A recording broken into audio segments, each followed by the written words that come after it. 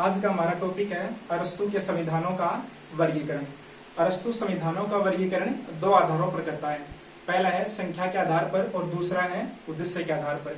संख्या के आधार पर यानी कि शासन कितने व्यक्तियों द्वारा संचालित किया जा रहा है, एक व्यक्ति द्वारा संचालित किया जा रहा है या कुछ लोगों द्वारा संचालित किया जा रहा है या सभी लोग मिलकर के संचालित कर रहे हैं।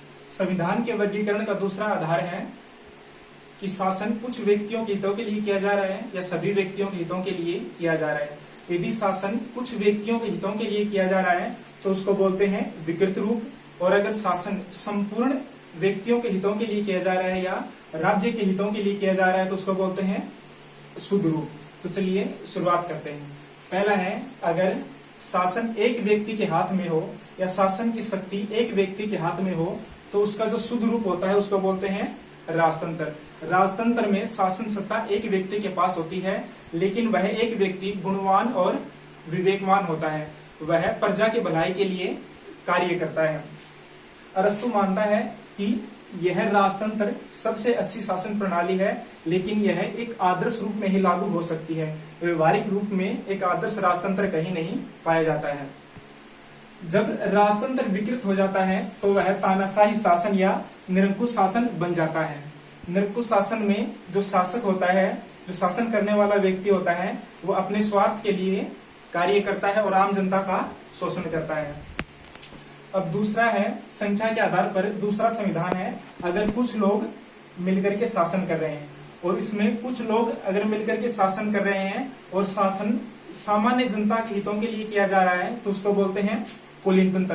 कुलीन तंत्र में कुछ कुलीन व्यक्ति होते हैं, कुछ योग्य व्यक्ति होते हैं, वो मिलकर के शासन करते हैं। और कुलीन तंत्र भी दो प्रकार का होता है, एक होता है मनसानुगत और दूसरा होता है आयु के आधार पर। जब यह कुलीन तंत्र विकृत रूप धारण कर लेता है तो अलप तंत्र बन जाता है। अलप तंत्र में शासन की शक्ति कुछ धनवान व्यक्तियों के हाथ में आ जाती है और वे धनवान व्यक्ति केवल अपनी संपत्ति बढ़ाने के लिए ही शासन करते हैं और आम जनता का शोषण करते हैं।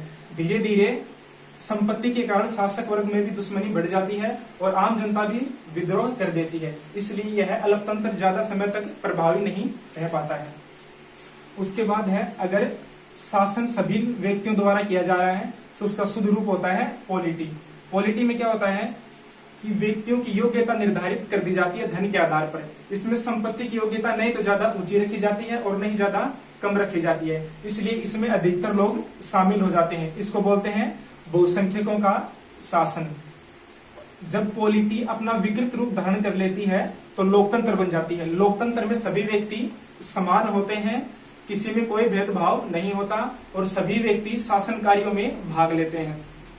व्यवहारिक रूप में सबसे अच्छी शासन प्रणाली अरस्तु के अनुसार पॉलिटी है और सबसे खराब शासन प्रणाली लोकतंत्र है, क्योंकि लोकतंत्र में सभी व्यक्ति मिलकर के शासन करते हैं। इसमें कानून का शासन नहीं चलता, इसमें कानून नाम मात्र का होता है, क्योंकि सभी व्यक्तियों पर कानून लागू करना थोड़ा सा मुश्किल होता है, इसलिए सभी व्यक्ति अपनी इच्छा अनुसार कार्य करते हैं। तो अरस्तु के अनुसार सबसे अच्छा शासन है व्यवहारिक रूप से पॉलिटी है और व्यवहारिक रूप से सबसे खराब शासन है लोकतंत्र, और आदर्श रूप में सबसे अच्छा शासन है राजतंत्र और सबसे खराब तंत्र है तानाशाही।